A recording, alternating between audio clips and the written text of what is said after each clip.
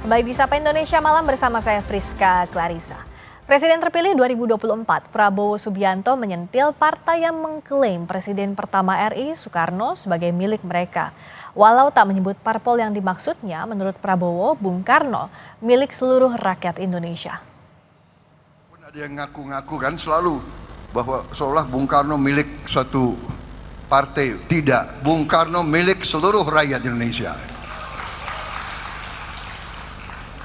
Feeling saya kayaknya beliau juga dukung saya juga kira-kira ya. Iya kan? Yang saya perjuangkan apa yang beliau cita-citakan. Indonesia berdiri di atas kaki kita sendiri. Indonesia tidak mau jadi darah bagi bangsa lain.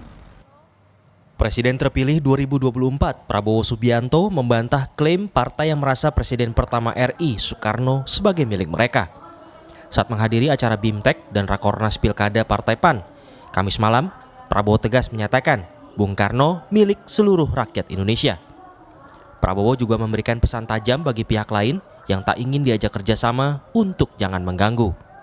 Saya akan berjuang terus bersama semua kekuatan yang mau diajak kerjasama. Yang tidak mau diajak kerjasama, tidak apa-apa. Kalau ada yang mau nonton di pinggir jalan, silakan jadi penonton yang baik. Tapi kalau sudah tidak mau diajak kerjasama, ya jangan mengganggu. Orang lagi mau kerja kok. Kita mau kerja. Menanggapi pernyataan Prabowo, politisi PDI Perjuangan Deddy Sitorus menilai demokrasi membuka ruang bagi siapapun untuk memberikan masukan dan kritik meski berada di luar pemerintahan. Kalau itu yang dimaksud, itu sungguh kita sayangkan karena demokrasi kita ini kan memberikan hak bagi tidak saja individu tetapi juga kelompok masyarakat, bahkan organisasi non pemerintah, bahkan partai politik untuk memberikan masukan, kritik. Jadi kalau itu yang dianggap mengganggu, ya saya kira Pak Prabowo harus mengklarifikasi itu. Sementara menurut pengamat politik Burhanuddin Muhtadi, penggunaan kata mengganggu oleh Prabowo bisa ditafsirkan salah oleh pihak lain. Meski pihak tersebut punya tujuan yang sama untuk kepentingan bangsa, tetapi caranya berbeda. Tetapi memang kalau boleh menyarankan, pernyataan-pernyataan yang bisa disalah tafsiri oleh pihak manapun, termasuk oleh media, itu sebaiknya dikurangi. Karena pernyataan tersebut memang menurut saya terlalu strong, karena bagaimanapun banyak pihak yang mungkin punya proposal dan sekaligus kebijakan yang berbeda, tetapi semangatnya pada dasarnya sama dengan Pak Prabowo, yaitu ingin membangun kebersamaan, pengen membangun negara, tetapi jalurnya tidak harus ya berada di dalam kekuasaan. Nah, pernyataan dengan diksi mengganggu kan bisa disalah tafsiri oleh pihak yang mungkin punya pendapat yang berbeda jauh dengan apa yang dimaksud oleh Pak Prabowo, tetapi kan. Lalu kepada siapa pesan Prabowo sesungguhnya ditujukan? Hingga kini memang belum ada partai yang secara resmi mengumumkan berseberangan dengan pemerintahan mendatang. Hanya saja pada Senin lalu, Capres dari PDI Perjuangan Ganjar Pranowo mendeklarasikan dirinya menjadi oposisi dan tidak akan bergabung dengan pemerintahan Prabowo Gibran. Tim Liputan Kompas TV. Presiden terpilih Prabowo Subianto menyindir pihak yang mengklaim Soekarno milik satu partai dan meminta kepada pihak yang tidak mau diajak kerjasama agar tidak mengganggu. Kita bahas hal ini bersama Wihadi Wianto, Ketua DPP Gerindra, Seno Bagaskara, politisi PDI Perjuangan, dan peneliti ISEAS Yusof Ishak Institute, Made Supriyatma. Selamat malam Pak Wihadi, Mas Seno, Pak Made. Malam, saya ke Pak Wihadi dulu. Kepada siapa sebenarnya ditujukan pernyataan Pak Prabowo yang menyindir ada klaim bahwa Bung Karno milik satu partai? Ini kan diasosiasikan kalau kita lihat selama ini PDIP yang identik dengan Bung Karno. Apakah ke situ arahnya, Pak Wihadi? Kita harus melihat secara penuh pidato Pak Prabowo dulu. Jadi kalau dipotong seperti itu konotasinya kan bisa berbeda. Namun yang disampaikan oleh Pak Prabowo itu adalah bahwa secara ideologi dan secara pemikiran-pemikiran Bung Karno itu adalah milik bangsa Indonesia, dan kita tahu bahwa Bung Karno adalah proklamator, tokoh bangsa, dan pemikiran-pemikiran beliau inilah yang dipakai bahwa Indonesia itu harus seperti pemikiran Bung Karno. Itu yang akan dijalankan oleh Pak Prabowo. Jadi kalau memang secara biologis memang ini ada kaitannya dengan keluarga salah satu partai, tapi kan bukan berarti bahwa yang disampaikan oleh Pak Prabowo itu dipotong seperti itu. Tapi artinya di sini bahwa Pak Prabowo mengingat bahwa Bung Karno ini adalah milik bangsa. Pemikirannya ada ini, jadi tidak ada yang mengatakan bahwa hanya Pak Bung Karno itu adalah milik daripada satu partai, pemikirannya satu partai, tidak kan? Ini kan untuk kebangsaan. Artinya bahwa Bung Karno ini semuanya kita sudah tidak ada lagi kata-kata yang tidak mengatakan tidak, tetapi adalah memang Bung Karno ini adalah pemikiran-pemikiran dan pahamnya, ideologinya itu adalah milik bangsa Indonesia, milik semuanya, dan ini adalah untuk kemajuan bangsa. Ini disampaikan oleh Pak Prabowo seperti itu. Oke, kalau Mas Seno dari PDIP memaknai teks, konteks, dan momentumnya apa pernyataan ini? Ya, kami tidak ada masalah ya. Artinya sindiran itu mungkin bisa ke kami, mungkin juga seperti yang disampaikan Pak Wiyadi, bukan. Tapi pada dasarnya kami tidak merasa mengklaim Bung Karno sebagai milik kami sendiri. Selama ini kami menempatkan, berusaha memperjuangkan agar pemikiran Bung Karno itu memang menjadi arus utama dari pemikiran pembangunan bangsa. Mengapa begitu? Karena kami memiliki track record sejarah, secara historis. Di masa pemerintahan Orde Baru terdapat proyek politik desoekarnoisasi yang demikian luar biasa terjadi pada Bung Karno. Pemikiran-pemikirannya berusaha dikesampingkan, berbagai gambar atributnya juga berusaha dikesampingkan. Yang itu tentu saja melukai bagi banyak orang yang di Indonesia ini masih sangat mengagumi pemikiran Bung Karno sebagai proklamator sekaligus salah satu founding fathers kita. PDI Perjuangan memperjuangkan itu agar pemikiran-pemikiran, kristalisasi pemikiran Bung Karno itu menjadi tidak hanya apa yang menjadi yang kami yakini di dalam garis perjuangan partai, tapi juga menjadi panduan dalam menyusun pembangunan bangsa ke depan. Itu yang kami utamakan. Bahkan tidak hanya Bung Karno, banyak founding fathers lain yang kemudian kami terus untuk gali pemikiran-pemikirannya. Di sekolah partai Lenteng Agung misalnya ada foto Jenderal Polisi Hugeng Iman Santoso. Ada juga perjuangan tentang bagaimana kita mengedepankan kembali nama Laksamana Malahayati, termasuk Raden, ada Bung Hatta, ada juga Rajiman Widyodiningrat. Banyak sekali tokoh-tokoh yang kami berusaha gali pemikirannya. Masalah Bung Karno menjadi satu esensi pemikiran dasar yang melandasi segala gerak perjuangan, itu karena kami merasa bahwa pemikiran Bung Karno lah yang paling relevan terhadap bagaimana persoalan bangsa ini harus diatasi. Tapi Bung Karno memang milik semua orang, tidak hanya milik satu dua partai, tidak hanya satu dua kelompok. Kami sepakat dalam koridor berpikir itu. Sama dengan misalnya PAN. PAN itu logonya matahari. Apakah kemudian matahari itu hanya milik PAN? Kan bukan. Tapi masalah PAN mengambil spirit esensi keberadaan matahari, yaitu berbeda konteks dengan kalau kemudian dianggap itu klaim-klaim dari partai politik tertentu. Saya rasa itu, Mbak. Oke, jadi sudah ditegaskan juga tadi oleh Pak Wihadi bahwa tidak menyindir salah satu pihak tertentu, dan buah pikir Bung Karno ini kan memang jadi landasan bagi setiap pihak, apalagi dalam membangun bangsa negara. Tapi bicara soal hal lainnya, dalam satu momen yang sama, Pak Wihadi, saat Pak Prabowo mengatakan bahwa jangan ganggu, kalaupun mau di luar jadi penonton, jangan ganggu. Nah, ini secara kebatinan, secara momentum, apa yang dimaksud oleh Pak Prabowo ini? Karena kalau bicara soal apa yang terjadi beberapa waktu terakhir, misalnya PDIP sudah declare, dari Pak Ganjar bilang bahwa posisinya di luar pemerintahan. Apakah dengan posisi adanya oposisi dan di dalam pemerintahan ini yang dimaksud Pak Prabowo, atau seperti apa, Pak Wihadi? Jadi begini, itu kan dipotong-potong seperti itu. Jadi begini, maksudnya Pak Prabowo itu adalah bahwa pemerintahan yang sekarang ini adalah pemerintahan yang memang bekerja untuk rakyat dan mengajak kepada seluruh anak bangsa itu untuk berpartisipasi. Namun demikian, Pak Prabowo mengingatkan bahwa jangan mengganggu, walaupun dengan mengatakan bahwa ini demokrasi, memberikan masukan boleh, ya kan? Karena ini demokrasi. Tetapi kalau sifatnya mengganggu, Nah, ini kan satu hal yang memang Pak Prabowo mengatakan bahwa jangan mengganggu. Artinya janganlah pembangunan ini mandek atau diganggu atau berhenti untuk yang namanya kepentingan rakyat banyak.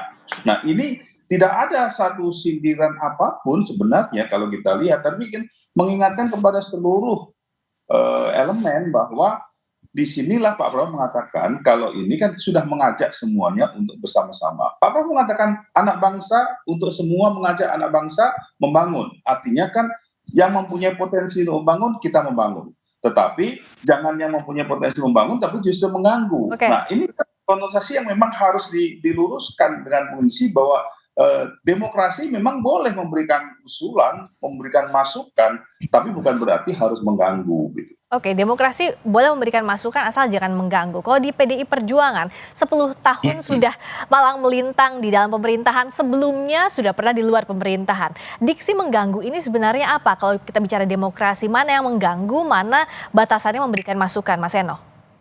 Ya kalau saya yang ditanya saya juga nggak bisa menjawab, Pak. Artinya definisi mengganggu atau tidak itu kan yang ngerti juga Pak Prabowo. Artinya kalau misalnya kita kasih masukan dalam taraf seberapakah masukan itu dianggap mengganggu atau tidak.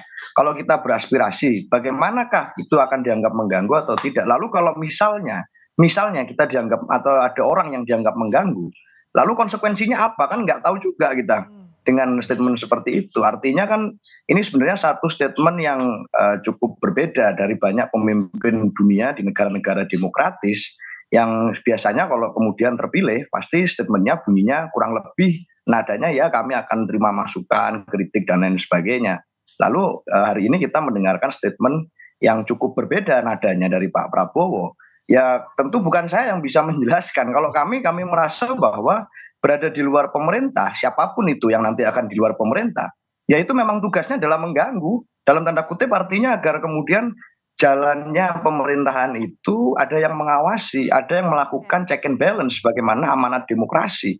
Dan melakukan check and balance, kontrol dalam konteks sudut pandang kekuasaan memang itu kan satu hal yang mengganggu, nggak enak Mbak diawasi itu. Artinya kalau ada yang begini nanti dikritisi, ada yang begitu nanti diteriakin. Nah itu kan dalam konteks sebagai penguasa tentu itu mengganggu. Masalahnya di negara demokratis gangguan-gangguan itu harus kemudian dimaknai sebagai upaya untuk menjalankan kekuasaan dengan baik. Kami misalnya orang-orang yang tidak menang dalam konteks kekuasaan elektoral itu kan artinya tidak kurang mulia dibandingkan kemudian yang menjalankan pemerintahan. Ada tugas tersendiri melakukan check and balance, mekanisme evaluasi di jalur-jalur di non kekuasaan. Saya rasa yang bisa menjelaskan paradigma itu ya Pak Prabowo sendiri. Oke, sebelum ke Pak Wihadi lagi, saya ke Pak Made. Kalau Pak Made bagaimana membantu untuk menerjemahkan as a whole context bahwa jangan ganggu dalam pemerintahan itu seperti apa? Seperti tadi pernyataan Mas Eno juga, apa sih sebenarnya yang jadi batasan sebenarnya tolok ukurnya mana yang mengganggu, mana yang berupa masukan dari pihak yang ada di luar pemerintahan? Nah, ini agak apa namanya, saya mengalami a sense of deja vu ya, kayaknya balik, saya mengalami 32 tahun pertama hidup saya itu di zaman Orde Baru gitu ya.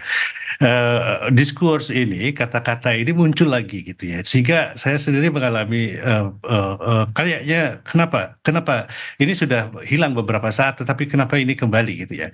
Saya ada di tim Majelis Pengetahuan YLBHI. Dan kami menerima begitu banyak pengaduan ya di seluruh kantor-kantor LBH di seluruh Indonesia tentang ya para petani, para buruh, para pekerja dan lain sebagainya gitu, banyak kasus. Dan kami tentu harap bersuara lain gitu ya. Nah, kalau ini seperti kemudian kami memprotes, kami menanyakan surat, kami kemudian berdemo, kami kemudian melakukan agitasi dan lain sebagainya, apakah ini akan dianggap mengganggu gitu ya? Kami memobilisasi, jelas ya, itu kebutuhan kami untuk ini. Dan terus kemudian sejauh mana itu mengganggu? Dan dalam soal ini juga partai politik, saya mendukung bahwa ada oposisi. Bagus sekali ada oposisi dan memang tugas kita untuk mengawasi. Pemerintah itu harus accountable. Kalau accountability ini dianggap sebagai sebuah gangguan, lalu di mana demokrasi gitu ya. Jadi saya sepakat dengan rekan saya yang kebetulan juga sesama fellow di Aisyah, Mas Burhan yang tadi ditampilkan bahwa diskurs seperti ini, kata-kata seperti ini tolong di tone down, dipersedikit gitu ya. bahwa terus kemudian apa-apa kritik dan lain sebagainya dianggap sebagai upaya memecah belah gitu ya. Sering sekali saya dengar seperti begitu dari pihak yang menang pemilu sekarang gitu ya. Jangan terlalu tipislah kupingnya, tebalkan sedikit kupingnya untuk mendengarkan bahwa memang ada masalah. Ya, dan sebagai orang yang menjalankan kekuasaan itu selalu tidak sempurna. Kita butuh pengingat gitu ya. Nah, terus kemudian soal Bung Karno gitu ya. Kan menurut saya itu cuma retorika saja. Saya ingat dengan guru saya Ben Anderson yang menulis buku tentang pemfosilan ajaran-ajaran Bung Karno. Kita melakukan beauty contest dalam pemujaan terhadap Bung Karno, tetapi tidak ada orang yang benar-benar menggali pemikirannya, menjadikan inspirasi pemikirannya, menjadikan ini sebagai dasar kebijakan. Bahkan partai yang mengklaim diri sebagai partainya Bung Karno sendiri, ini kritik saya terhadap PDIP, itu mendukung undang-undang Omnibus Law. Nggak masuk akal karena sangat bertentangan dengan marxisme. Lalu di mana? Jadi menurut saya kalau memang mau kembali menjadi oposisi, PDI harus kembali kepada P-nya yang terakhir, perjuangan. Itu yang marxisme itu harus diterjemahkan ke dalam situasi sekarang. Tidak terlalu persis, tetapi ya kita tidak melakukan beauty contest untuk memuja Bung Karno dengan membuat begitu banyak monumen dan sekarang terakhir 350 miliar untuk bangun monumen. Menurut saya cara berpikirnya yang ini. Jadi ada paralel di sini antara bagaimana menjadi orang di luar pemerintahan, dan terus kemudian bagaimana kita harus menerjemahkan satu ajaran, satu pemikiran, satu ide. Tadi soal pemikiran Bung Karno sudah dijawab oleh Pak Made, termasuk juga soal diksi jangan ganggu. Nah, agar sebagai satu konteks yang utuh, tadi Pak Wihadi sudah menyampaikan di awal bahwa jangan sampai mengganggu jalannya pembangunan. Nah, tapi pertanyaan Mas Seno juga tadi, bagaimana batasannya yang mengganggu dan tidak? Nah, ini silahkan diluruskan seperti apa dan apa konsekuensinya jikalau jadi pihak yang dianggap mengganggu itu, Pak Wihadi? Jadi begini, kalau kita melihat sistem demokrasi ini kan ada memang diberikan ruang untuk melakukan koreksi dan melakukan perbaikan-perbaikan. Demokrasi selalu memberikan ruang dan kita sendiri menganut demokrasi itu memberikan ruang. Ada wadahnya di mana kita harus menyampaikan pendapat kita, ada ketidakbenaran dalam pelaksanaan di lapangan, pelaksanaan dalam program itu. Namun dalam hal ini mengganggu itu kan berarti kan kita ada yang namanya bahwa gangguan-gangguan terhadap pemerintahan. Nah, ini kan artinya menghambat pembangunan. Pembangunan itu kan kalau sudah kita simpulkan bahwa dengan wadah yang ada, dengan adanya corong-corong yang kita berikan, itu ada disampaikan secara demokrasi. Ini terbuka ruang. Pak Prabowo seorang demokrasi dan dia juga membuka ruang kepada demokrasi, tapi mengingatkan kepada kita bahwa pada saat kita menyampaikan pendapat bahwa apa yang kita sampaikan ini adalah untuk pembangunan, bukan untuk mengganggu. Nah, ini satu-satu kan disampaikan oleh Pak Made tadi, ada apa yang disampaikan artinya mungkin banyak aduan dan segala macam, dan itu endingnya kan adalah untuk pembangunan, bukan untuk mengganggu. Nah, kalau kita bicara mengenai masalah mengganggu, itu tentunya sudah jelas bahwa gangguan dengan yang namanya masukan itu tentunya kan bahwa kita memberikan satu gangguan, tapi kalau tidak memberikan solusi itu kan sama aja mengganggu. Tetapi kalau kita menyampaikan bahwa apa yang disampaikan usulan ini dan memberikan solusi jalan keluarnya terhadap apa yang tidak benar, itu artinya bahwa ini memberikan masukan. Artinya kan kita bicara solusi di sini. Solusi yang ada artinya itu adalah kita tidak mengganggu, tetapi tidak memberikan solusi, tapi hanya mengatakan ini tidak boleh, ini salah, tetapi tidak memberikan solusi. Solusinya apa? Nah, inilah yang namanya komunikasi dan demokrasi. Itu terbuka ruang bahwa kita ada komunikasi, bukan gangguan. Nah, ini adalah merupakan satu hal yang mesti harus kita pahami bahwa tidak semuanya bahwa Pak Prabowo mengatakan jangan mengganggu itu seakan-akan sudah akan mematikan sistem demokrasi kita. Tidak seperti itu. Tetapi pasti ada jalurnya, ada wadahnya yang kita sampaikan dalam pembangunan itu, artinya tidak dalam mengganggu. Oke, singkat saja Mas Seno, apa pesan dari oposisi soal jalannya pemerintahan nanti agar tidak menghambat demokrasi? Ya, kita belum ada deklarasi resmi menjadi oposisi, Mbak. Artinya Keputusan politik berada di luar atau di dalam itu akan diputuskan nanti pasca rakernas di akhir bulan. Oke. Tetapi pada dasarnya di partai kami diajarkan bahwa yang harus dipegang teguh adalah konstitusi. Dan itulah yang jadi pijakan aturan main. Jadi nggak main kemana-mana. Artinya nggak mikir juga kita, kritik harus berlandaskan solusi, harus segala macam. Ini kan tafsirnya Pak Wiyadi mungkin bisa berbeda dengan tafsirnya teman-teman yang lain, ada lagi tafsir yang lain lagi. Tapi kalau kami simpel saja, kami ingin berpegang pada konstitusi. Selama konstitusi memberikan ruang itu, selama konstitusi mengizinkan itu terjadi, ya kami akan lakukan kalau itu artinya berpihak pada kepentingan ideologis atau kepentingan rakyat yang lebih besar. Maka kami berterima kasih pada masukan dan kritik Pak Made tadi. Artinya ke depan nanti dengan ungkapan atau statement dari Pak Prabowo, harapannya pemikiran Bung Karno tidak hanya menjadi PR atau tugas ideologis dari PDI Perjuangan untuk berusaha dibumikan, tetapi secara implementatif dan regulatif juga menjadi concern dari seluruh partai politik yang lain dengan statement politik Pak Prabowo. Harapan kami tentu itu bisa terjadi dalam koridor konstitusional.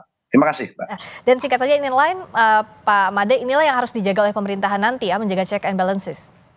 Ya, saya kira itu yang menjadi ini utama, tetapi juga tidak kadang bukan kami tidak saya di masyarakat sipil ya, kami menawarkan solusi, tapi selalu bahwa solusi itu bukan solusi, selalu solusi kami itu selalu bertabrakan dengan kepentingan mereka yang berkuasa.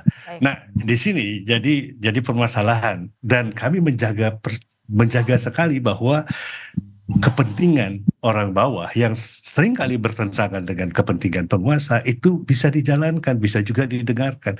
Di sini masalahnya saya kira. Jadi solusinya kami jelas punya solusi. Gitu. Baik. Ya. Jadi keseimbangan menjaga negara di dalam pemerintahan dan juga di luar pemerintahan ini diharapkan bisa berjalan seimbang di pemerintahan mendatang. Ya. Dan ini akan diawasi oleh berbagai pihak. Terima kasih Pak Wiyadi, terima kasih Mas Eno, terima kasih Pak Made. Selamat malam. Berikutnya saudara.